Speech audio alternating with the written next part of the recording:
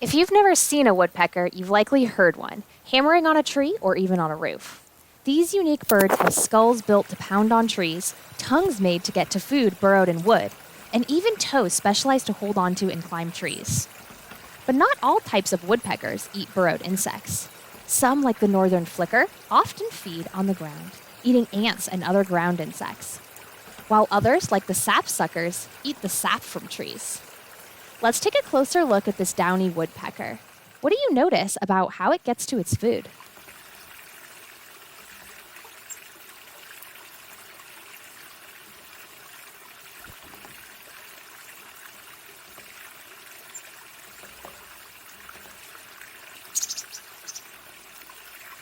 At this bird feeder, the woodpecker is eating suet, which is soft, but it uses the same hammering technique when searching for grubs in trees. Have you ever thought about what it must feel like to repeatedly pound a tree with your head? Sounds like it would hurt. Yet woodpeckers do this every day. How? Woodpeckers' heads and skulls are built a little differently than other birds. Can you find some differences between the downy woodpecker as compared to this American goldfinch? I noticed the woodpecker's beak is shaped more like a long chisel or wedge, perfect for making holes in wood when searching for food or even making a nest. And though you can't see it, woodpeckers also have thick skulls and built-in shock absorbers to reduce the force of impact. Some species of woodpecker even have some extra cushioning provided by a surprising body part, their tongue. That's right, some woodpecker tongues have an inner bone, which wraps all the way around the back of their skull, providing extra shock absorption.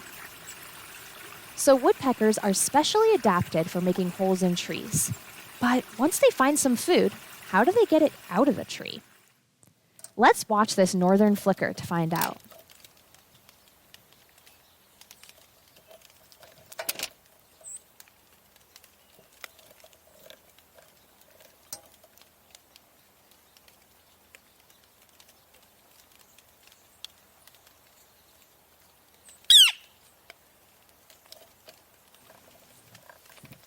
Wow, that tongue looks as long as a hummingbird's. But if you watched our hummingbird video, you know that hummingbirds use their long tongues to get to the nectar in flowers, whereas woodpecker tongues help in different ways depending on the species. Woodpeckers that feed mainly on the ground, like this northern flicker, have tongues that are flattened on the end, helping them better catch prey like ants and other ground insects.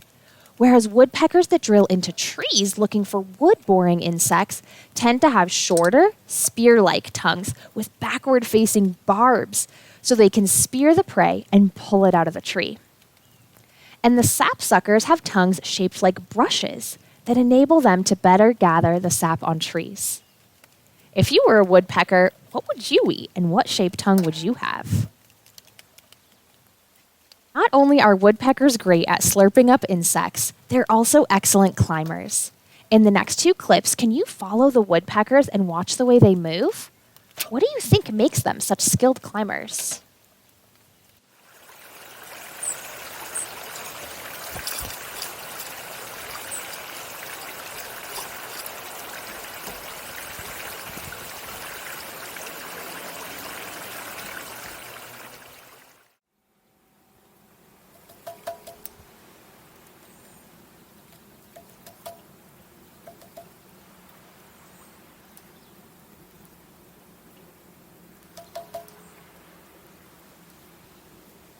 Since most woodpeckers climb trees to find food, they've developed several adaptations to make them better at this. First are the toes.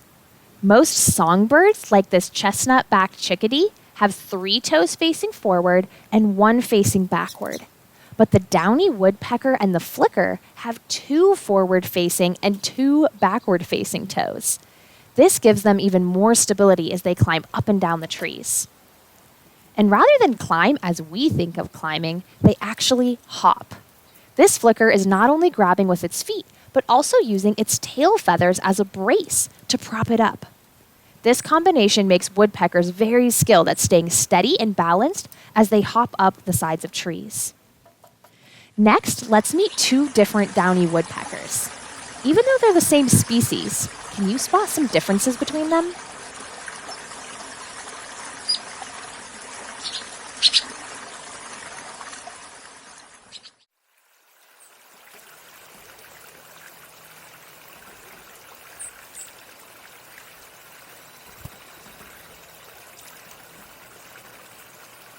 differences did you find between the two birds? Did you notice one of them has a little red patch on its head and the other one doesn't? Why do you think that is? In a previous video, we learned about sexual dimorphism, or differences in the appearance of males and females. This red patch of feathers is an example of just that. Now, which bird do you think was the male and which one the female? Well, as is often the case when there's differences between males and females, the male is usually the more brightly colored one. As in this case, the male has the red patch. As incredible as woodpeckers are, what might be even more incredible is the way they uniquely shape the rest of the ecosystem around them. The nest holes pecked out by woodpeckers are later used as shelter by many other species, including owls, chickadees, insects, squirrels, and bats. Left behind sap wells provide food for bees, butterflies, hummingbirds, and others during a crucial time of year. And woodpeckers even help control the spread of invasive wood-boring beetles. Because of the way they help define the rest of the ecosystem, they are known as a keystone species. Without woodpeckers, the entire forest wouldn't be the same. Happy bird watching!